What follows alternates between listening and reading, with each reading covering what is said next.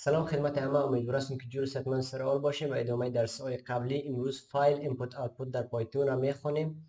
یکی چه قسمی شما میتونید یک فایل را بیرون از پروگرام پایتون او را در فایلتان یا در پروگرامتان اینپوت بکنین، از محتویات داخلیش استفاده کنین و یا اینکه بتونید محتویات از او را بخونین یا تغییر بدین. بخاطر از در پایتون از یک تا فانکشن به نام اوپن استفاده میشه. یک به این شکل یک فانکشن است اوپن. خب میرم ویس کد را باز میکنم.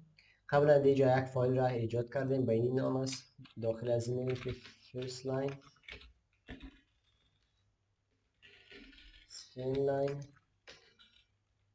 third line تمام متن داخل از این میمونم. این فایل را در نظر بگیریم به نام file.txt و این برنامه بیکارهای دیگر را حذف میکنیم و یک تای دیگه به نام فایل iu.py. دو تا فایل داخل یک فولدر ساختیم به نام strings.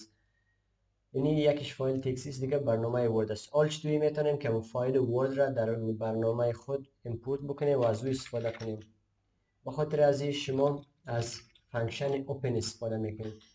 نوشته میکنیم که اوپن، بعد از او اما نیم فایل یا اما URL از او را، یا نیمش یا URL از او را به این شکل URL و نام از او را .txt باشه که اگر فایل متنی باشه .txt نوشته میکنیم، اگر تصویر باشه .jpg نوشته میکنیم، اگر csv فایل باشه .csv نوشته میکنیم و امرای از یا باز در پروژه که آمدیم بیشتر کار خواهیم کرد. به این شکل URL از او رو نوشته میکنیم که و نام از او مثلا یک فایل .txt باشه. باز یک کامه میزنیم. مود از او چه رقمی باشه، مثلا اون فایل چه رقمی به خاطر چی شما میخواین رو اوپن بکنید. در حالت عادی که وقتی یک فایل باز میکنید تا ناقابل خواندن است. ما مودهای مختلفی را اینجا داریم، یکی RS, AS, WS, XS, TS و BS. خب ولی یک تا فایل اینپوت میکنم اینجا. حوالا میرم میره ریویل ان اینتگریتد ترمینال میگم، آدرس زیر کپی میگیرم یا کو آدرس زیر انتخاب میکنم، اینی آدرس کپی میگیرم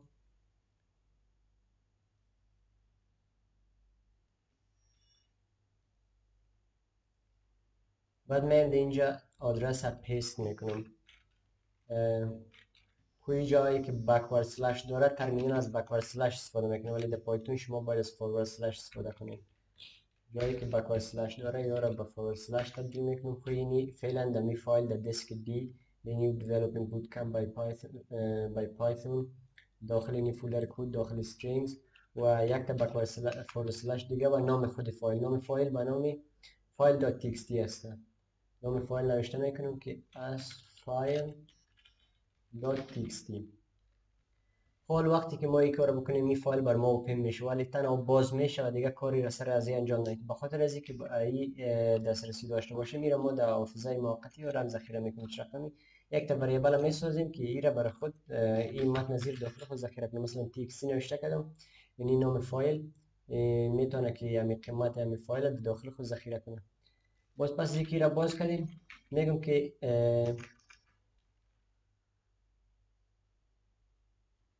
که من همین قیمتی که در داخل txt است ای را رید میکنم و ای را باید بخوانم. همین فایل فعلا در txt موقعیت از این ذخیره شده. ما نوشته میکنم که print txt. اگر خود txt رو ما پرینت بکنم و باز پس از این باید txt.close نوشته کنیم.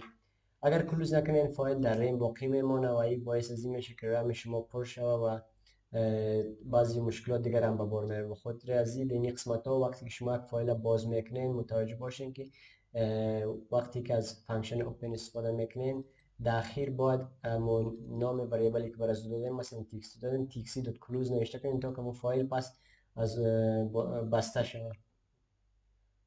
حالا وقتی را رن کنم این به این رقمی میگه که آی او تکست اوپن نیم از اینی فایل است، آدرس از انکودینگ از هم سی پی این رقمی انکودینگ است.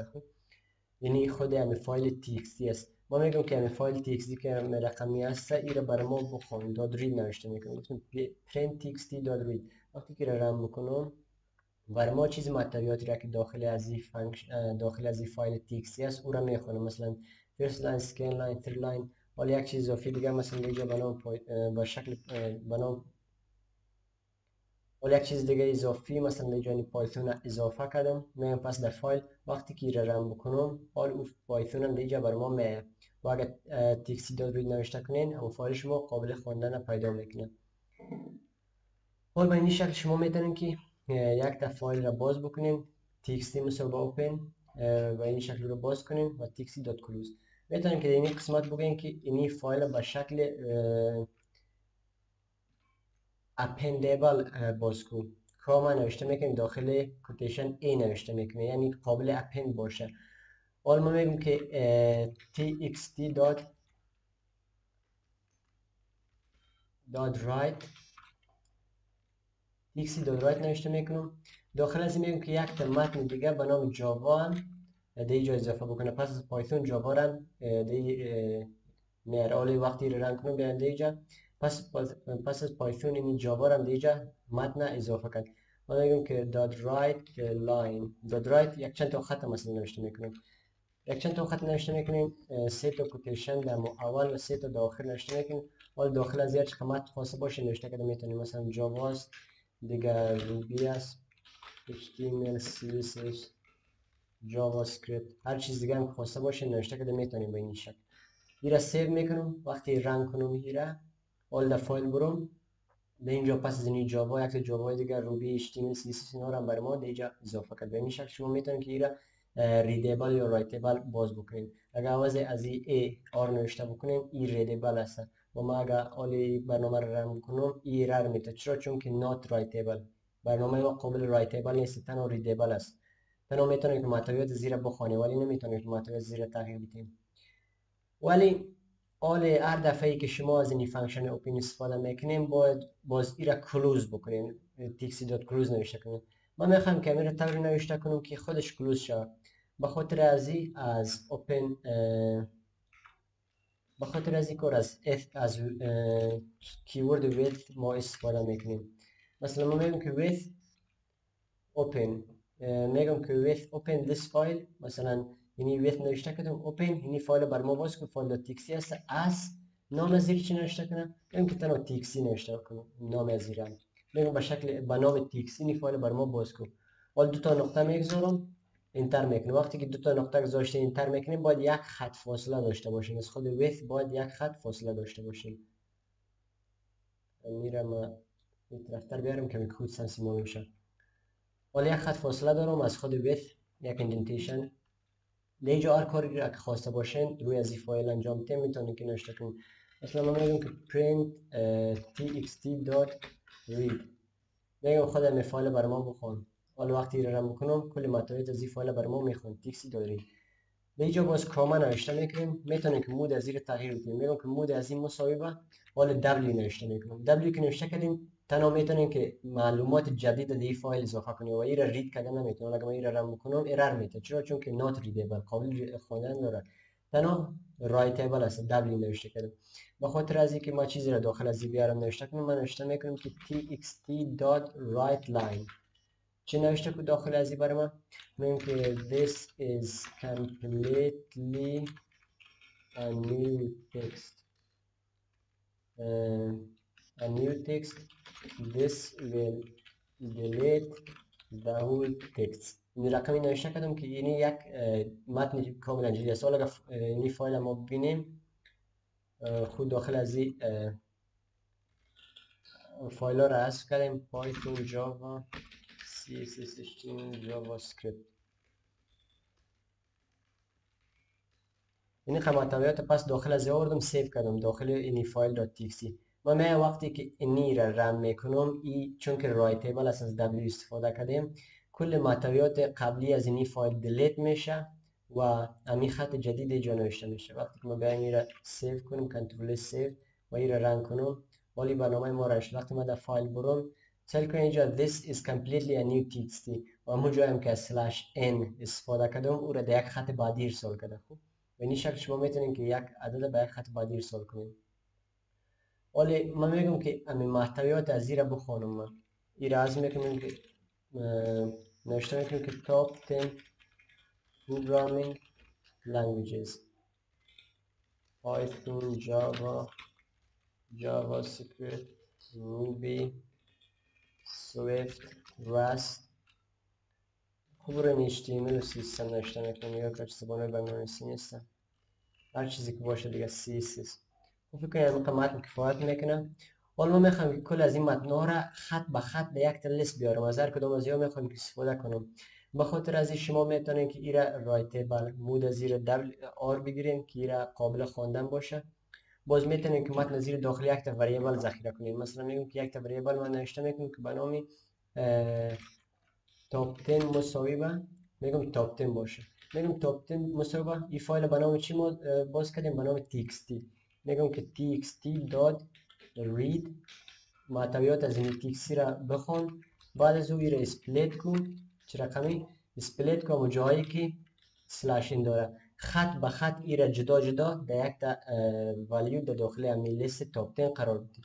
حالا ما میگم خارج از این with حالا خودش هم برنامه را که باز کردم و چی فایل که باز کرد خودش بازو را بسته میکنه.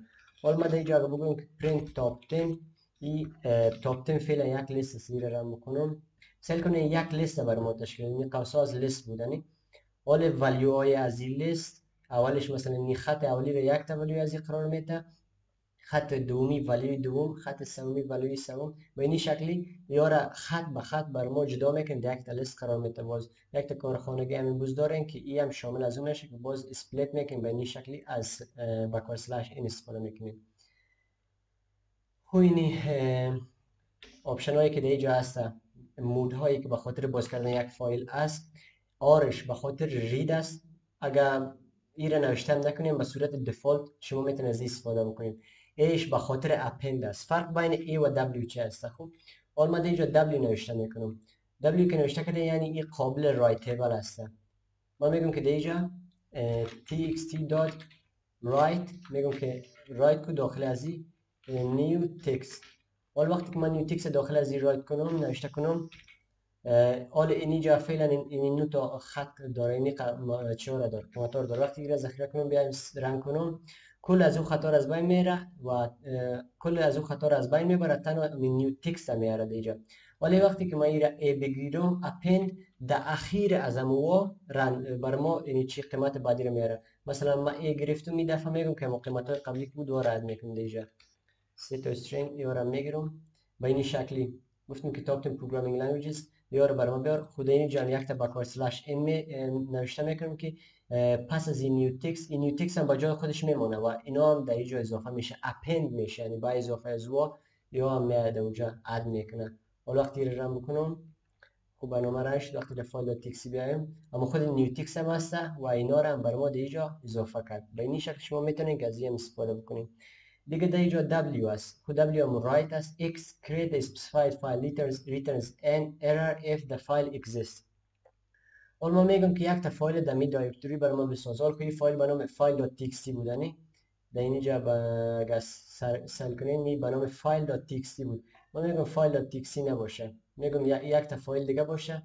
مثلا میگم که new.jpg یک تا عکس یا چی تصویر باشه به شکل JPG باشه. حال فعلا در داخل استرینگ ما هیچ فایلی به نام با فرمت JPG نداریم. من میگم که با این شکل یک تا فرمت JPG رو برام بسازه. باز زیر X میگیرم. این که X گرفتین با این شکل یک تا فایل کاملا جدید را ایجاد میکنه. حالا ما اگر بیایم دیگه اما فایل قبلی رو استفاده بکنم، اما فایل new.txt فایل.txt رو انتخاب بکنم، مود زیر X بگیرم و بگم که این چیزها رو داخل از زیر رایت وقتی که من این رنگ کنم این برای ما ارر میده. چرا؟ چون که فایل قبل exist میگه که فایل exist error. این که است کلا یک فایل کاملا جدید را میسازه و اگر به همون نام یک تا فایل بود او را چی میکنه؟ ارر میده، میگه که این رقم یک فایل موجود است. باز به این شکل شما میتونید که از این استفاده کنید. مثلا ما میخوام که یک تا فایل کاملا جدید برای ما بسازه که به نام چی باشه؟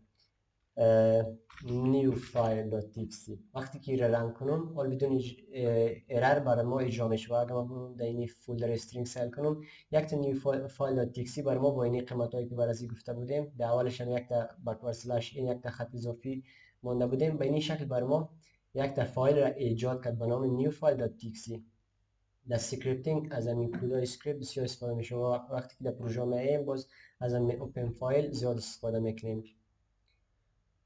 دیگه اگر عوض از این تی بگیرین تکست که تکست مود این به صورت دفولت ولیو است و بی باینری مود.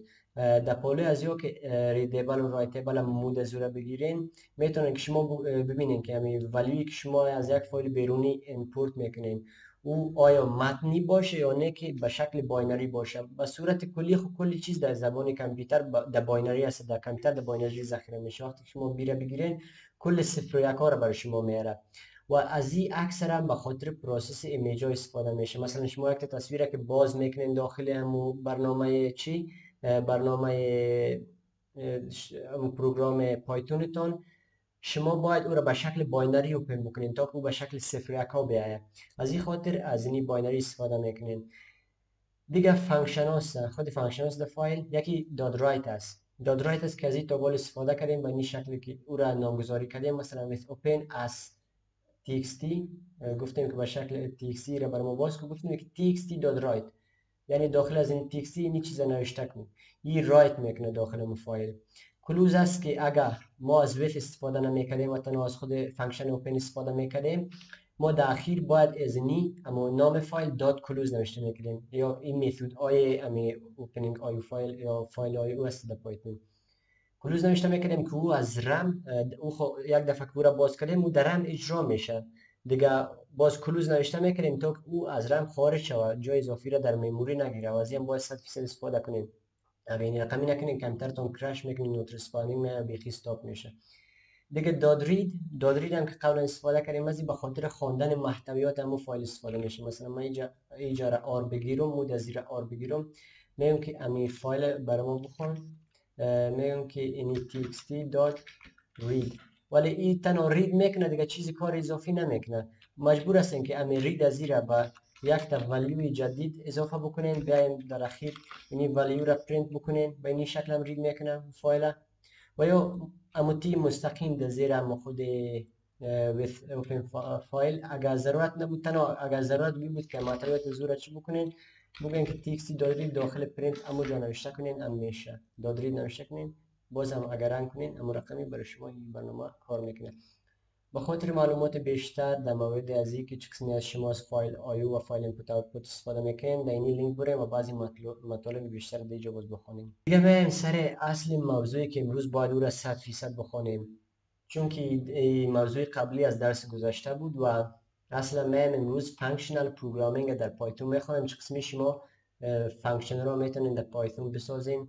یک فانکشن میتونین که او را وقتی که ضرورت شد او را فراخوانی کنین. چه قسمی میتونین که قیمت ها را به یک فانکشن ارسال بکنین و او را اجرا بکنین و همچنین بعضی ساینتکس ها و موارد دیگه که در فانکشن در پایتون است و چه قسمی کار میکنه یا ایدئولوژی از ما را باز مورد مطالعه قرار میدین. اولا اینکه چه قسمی شما میتونید یک فانکشن را بسازین و این فایل ها را کلا کلوز میکنم دانسل و هیا را هم از اینجا دلیت میکنم. بعضی فایل ها ما دیگه ضرورت نداریم. یک فایل جدید زیر استرینگ میسازم به نام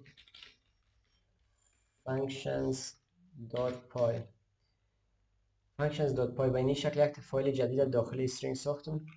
حالا داخل از این ما یک فانکشن میسازیم. خب فانکشن ها خودشان به تنهایی کار نمیکنن، باید او فراخوانی شوند که تا که کار بکنن. ولی اولین و مهمترین چیزی که در پایتون است است که شما چه قسمی میتونید یک فانکشن را بسازیم. مثلا در زبان های دیگه مثل جاوا، سی پلاس پلاس شما به این شکلی نوشته میکنید که void main نوشته میکنید، یعنی امی یک تا فانکشن میسازیم و خود فانکشن مین است، فانکشن اصلی است و void یعنی بر ما چیز اوتپوت نمیده. و یا شما یک فانکشنی را می ساختین که او ریترن میکرد یک ولیو را براتون. مثلا اینتیجر تایپ ولیو را بر شما چی میکرد؟ مثلا می گفتیم که int sum یک تا فانکشن جور میکردین که او چند تا قیمت میگرفت و برای شما یا را چی میکرد؟ مثلا ولیو یک ولیو دو یا را مثلا جمع از یا را بر شما ریترن میکرد، ریترن ولیو یک جمع ولیو دو.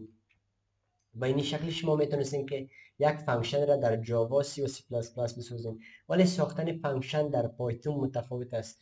در جاوا و در کلا در زبان‌های خاندان سی شما باید اون نوعیت دیتایی را که او فانکشن ریترن میکنه یا برگشت میده به خاطر امو اصلا استفاده میشه، باید قبل از نام فانکشن امو را مشخص کنیم که اینتیجر است، و استرینگ است، و کرکتر است، یا چه نوع فایل است، یا بولیان است، ترو فالس، هر چیزی که باشه. یعنی که یه چیز را ریترن نمیکنه واید میگرفتیم که یه چیز را ریترن نمیکنه، تنها داخل خودش مکرر اجرا میکنه خلاص. ولی در پایتون این رقمی نیست. در پایتون شما از کیورد دیفاین استفاده میکنید، def نوشته میکنید. def که نوشته کردین شما میتونید که تازه یعنی دیفاین، یک تا فانکشن رو دیفاین میکنید. مثلا ما یک تا دیفاین سم x نوشته میکنیم. ولی سم x برای ما چی میکنه؟ میگم که دو تا ولی رو بگیره و او را چی بکنه؟ پرینت بکنه. ولی قبل از اینکه بگم این کدام چیزا بگیره یا پرینت میکنه به این شکلی این را میسازم. خوب نام دیفاین نوشته میکنین، نام فانکشن و دو تا نقطه میمونین، چون که ما از این بریکتس ها، از این کرلی بریکتس ها در پایتون هیچ وقت استفاده نمیکنیم، تنها دو تا نقطه میمونین و زیر فانکشن چیزی مطالبی که مربوط به همون فانکشن میشه زیر از او باید یک تا فاصله داشته باشه از خود کیورد دیفاین. حالا مثلا من میخوام که اینی سم برای ما دو تا ولیوی یک و ولیوی دو را بگیره، یعنی که میگم که اینی سم برای ما سم ایکس یه چیز برای ما انجام داده، فقط بگم که پرینت هلو، یه چیز ریترن نمیکنه، تنها پرینت هلو نوشته کنم. حالا که من این را اجرا بکنم، ترمینال کلیر میکنم، وقتی این را اجرا بکنم برای ما کاری را انجام نمیده، چون که ما گفتیم تنها پرینت کو اینی هلو را، ولی ما خود فانکشن را فراخوانی نکردیم. به خاطر از شما می در این قسمت این نوشته میکنین که سم x قوس باز قوس بسته.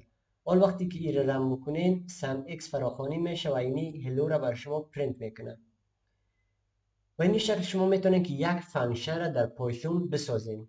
دیگه چه قسمی میتونین که یک فانکشن را فراخوانی بکنین؟ می مستقیم نام خود همون فانکشن نوشته میکنین، یک قوس باز قوس بسته و او را رن میکنین و فانکشن فراخوانی میشه، چون که مثلا نوشته کنیم سم x باید باشه. این فانکشن فراخوانی میشه و چیز مطالبی که داخل از او است اجرا میشه. ولی اگر این فانکشن ما مثلا بگویم که این ریترن میکنه برای ما یک ولیو را، ریترن میگم که ریترن یک تا فرمت نوشته میکنم که your input is x. اول میگم که این فانکشن برای ما یک تا ولیو به نام x را بگیره و وقتی که هر کسی که بخواه این فانکشن را فراخوانی بکنه ای بر از او پرینت کنه که your input is و اما اینپوت از او هر چیزی که بوده. حالا مثلا من میگم که این فانکشن تری فراخوانی میکنم، میگم که sum x یک عدد یا یک نام در اینجا نوشته کنم، مثلا احمد نوشته کنم. وقتی که رن بکنم میگه که خب باید ای را پرینت بکنم، میگم که پرینت باز نام فانکشن sum x و همون ولیویی که میخوایم با فانکشن انتقال بدیم یا به چه بکنیم برای آرگومنتی که میخوایم با فانکشن ارسال بکنیم. مثلا من میخوام که یک تا استرینگ برای ارسال بکنم. وقتی که رن بکنم این برای ما میگه که your input is احمد، چون که همون x را به نام احمد گرفت. ما میتونیم که برای از بگوییم که اینی یک تا عدد باشه. وقتی که باز این رن بکنیم این دفعه اما عدد بر شما بیرون میکشه، یعنی هر چیزی که اینپوت بکنین مهم نیست که دیتا تایپ از این چی نباشه، هر نوع دیتا تایپی که شما خواسته باشین با از این فانکشن شما ارسال کردن میتونین. به این شکل شما میتونین که یک فانکشن را بسازین و یک فانکشن را کال بکنین و یک آرگومنت را به مو فانکشن انتقال بدین. یعنی چیز قیمتی که اینجا است به نام x این به نام آرگومنت است. مثلا من میخوام سم x برای ما یک کار دیگه بکنه. ما میگیم که ما یک فانکشن sum x داریم که این دو تا ولیو را برای ما میگیره، ولیو یک کاما ولیو دو. خب فکر کنین سه تا ولیو را میگیره، 4 تا میلیون تا میگیره، هر چقدر میگیره. میگم این چند تا ولیو را برای ما میگیره و باز ریترن میکنه جمع از اون ولیو یک جمع ولیو دو جمع ولیو سه. به این شکل جمع از را برای ما ریترن میکنه. ما میگیم در اینجا وقتی که این را میگم که پرینت کو برای ما، چرا برای ما پرینت کو؟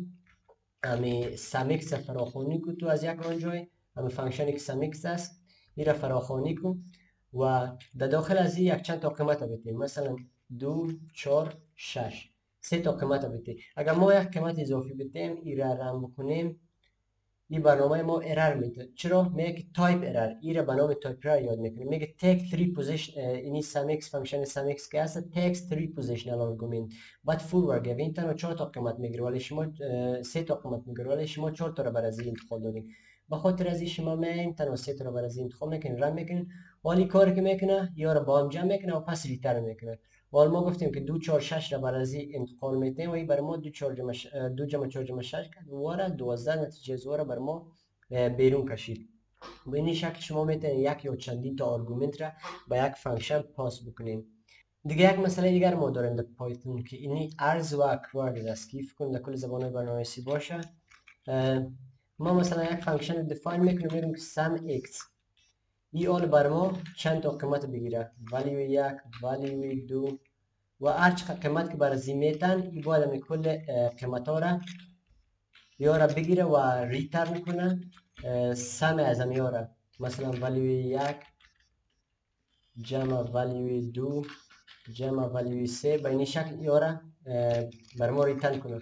حالا ما وقتی بگویم که مستقیم ما مثلا این فانکشن فراخوانی میکنیم، میگیم sumx 1 2 3 این 3 تا قیمت بگی بر از او رن کن. من این را پرینت میکنم قیمت های از این را پرینت کنیم قیمت هایی که از او ریترن میکنه. وقتی که رن بکنم برای ما 6 را میکشه، 1 جمع 2 جمع 3 مساوی 6 میشه. ولی گاهی اوقات چنین پیش میاد که شاید 3 تا نه 4 تا نه 5 تا نه چندین تا ولیو را شما با یک فانکشن پاس بکنید. در اون مواقع از اینی اشتریسک در اول چی استفاده میکنم؟ مثلا ما امی اشتریکس امی چرا امی استار است دیگه. امی استار در اول نام فانکشن در داخل فانکشن در آرگومنت از او در قبل از نام از او یک تا استار میمونین. اول این میتونه که چندین تا قیمت را بگیره. اول وقتی که قبل از نام اینجا اینی اشتریکس مانده شما میتونین که چندین تا قیمت را برای از این انتقال بدیم. مثلا ما sumx نوشته میکنیم در اینجا لیست قیمت های بیشتر برای از این انتقال میکنیم. 1 2 3 است دیگه هم باشه 4 5 به این شکل خوب زیاد قیمت ها باشه، هر چقدر که باشه میتونیم که برای از این پاس بکنیم و این میتونه که این قیمت ها رو برای ما میگیم که جمع از رو برای ما بکشه. و خاطر از این من اول ما اگه بگم که ریترن امی x نوشته کنم x فعلا من حیث یک تپل دمو چی انتقال میکنم. خود قیمت x را ما پرینت بکنم، بگم که به این شکل پرینت x و چیزی را ریترن نکنه. وقتی که رن بکنم این میگه اینوالید ساینتکس. چرا؟ چون که ما اینجا دو تا نقطه را نماندیم. وقتی که رن بکنم سعی کنین اینی قیمت ها را که چندین قیمت است داخل x یا به شکل یک تا تپل میگیره، یک تا تپل داخل یک لیست. اگر این لیست هم نباشه، مثلا به این شکل قیمت ها باشه، این قد قیمت ها را ماندیم داخل از. وقتی که رن میکنم کل قیمت ها را به شکل تپلز میگیره. اینجا هم یک تپلوی دیگه باید باشه، به شکل تپلز کل از این قیمت ها را میگیره.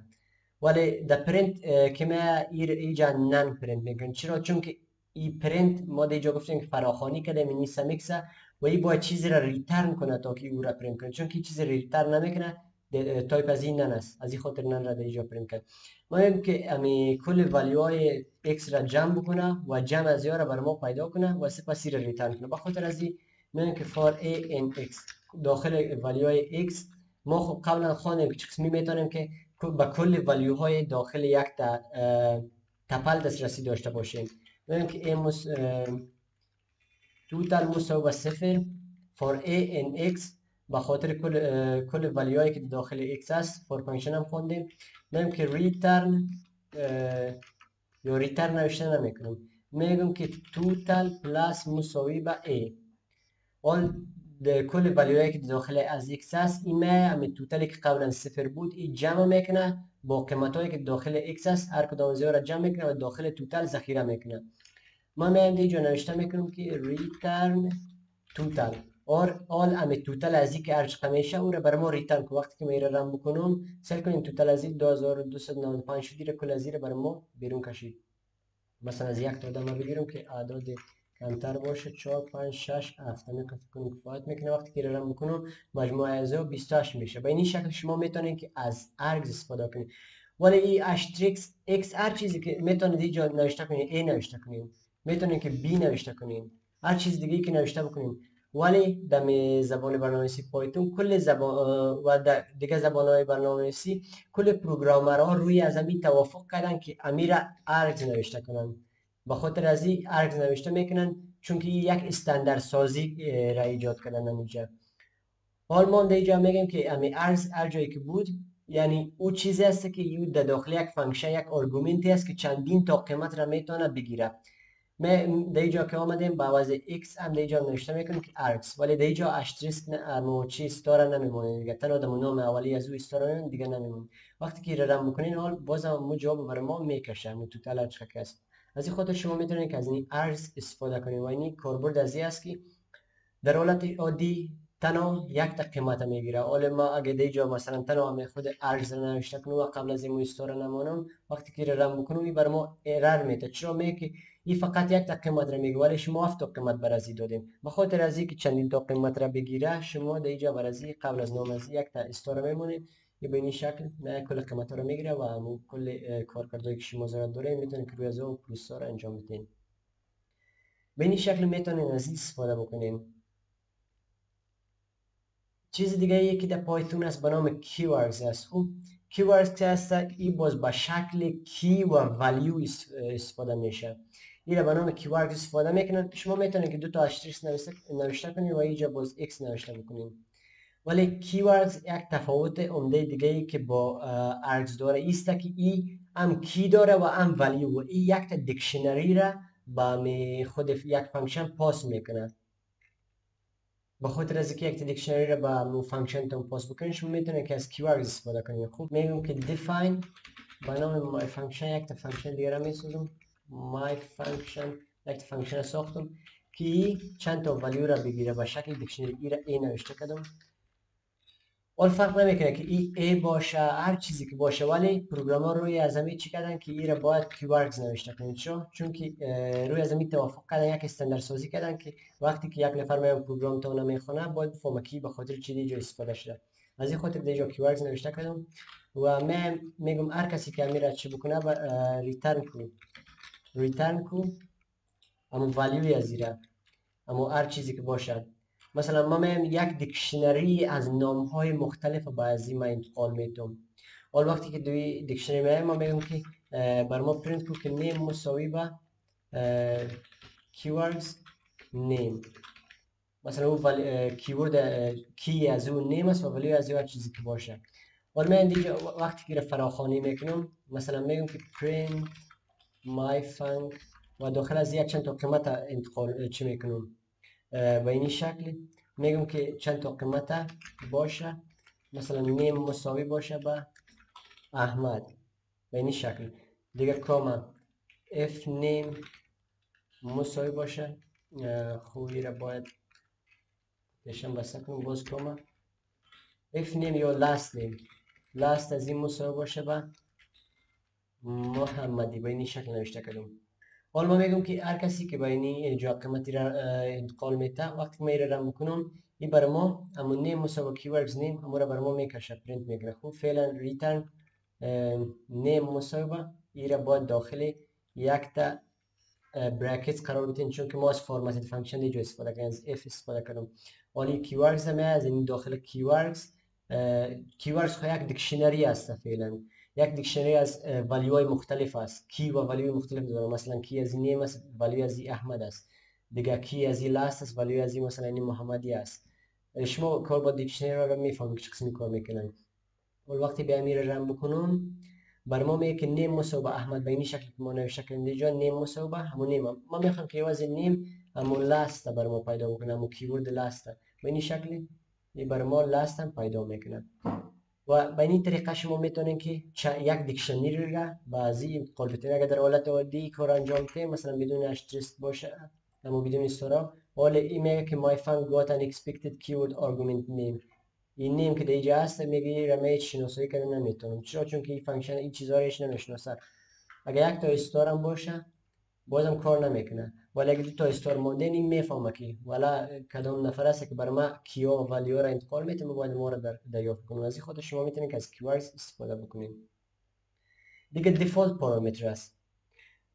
این را میمونیم مثال قبلیمون که میگم تنها یک تا ولیو رو بگیره و بگه که return your input is اما هر چیزی که بود میگم که در return کنه اما input را your input is تا که ساعتر شد x حال دیجا هم قیمت x را میمونیم یک ولیو بنام x را میگیره و باز میگه که your input is x یک چیز بیمانی بی مفهوم دیگه حال دیجا میگم که print my func و بعضی یک قیمت به نام احمد را بدید. حال وقتی که من این رن بکنم میگه که your input is احمد ولی گاهی پیش میاد که همین آدم یک چیز نوشته نمیکنه تنها این را فراخوانی میکنه print my func وقتی که رن بکنم این برای ما ایرر میده میگه که برای او message one required positional argument شما با یک تا آرگومنت برای او میدادین به خاطر از شما از دفالت آرگومنت استفاده میکنید مثلا میگه اگر کسی برای زمین قیمت نداد این به نام احمد بگی یا این به نام دفالت ولیو بگی هر چیزی که باشه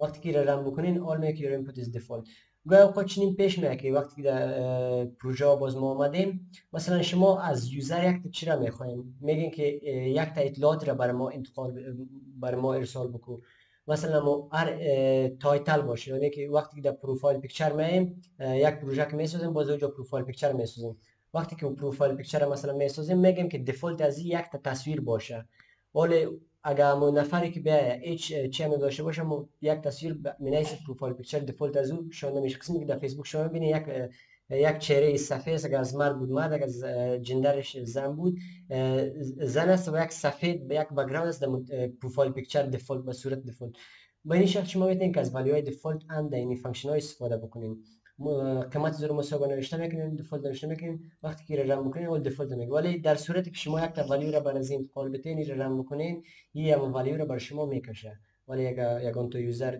پیش میاد که چیز بر از پاس نکنه قیمت را باز این هم دفالت ولیو را بر شما چه میکنه بیرون میکشه اول ما میگیم که بگویم ولی اینمی فانکشن ما که هست این ملتیپلای چرا قیمت ها را پیدا میکنه ملتیپلای قیمت ها را پیدا میکنم ولی من میگم بیایم کارهای دیگر انجام میتونم برو برزمین پس اونطور رسیدگی میکنم اما وقتی که به این شکل کار داشته باشین رن بکنیم باز این اما ایندنتیشن ایرر را میده قسمی که قبلا عمدچی در لوپ ها خوانده بودیم به خاطر از این کیورد پاس استفاده میکنین آلو میتونین که از این فانکشن رد بشین میگم که print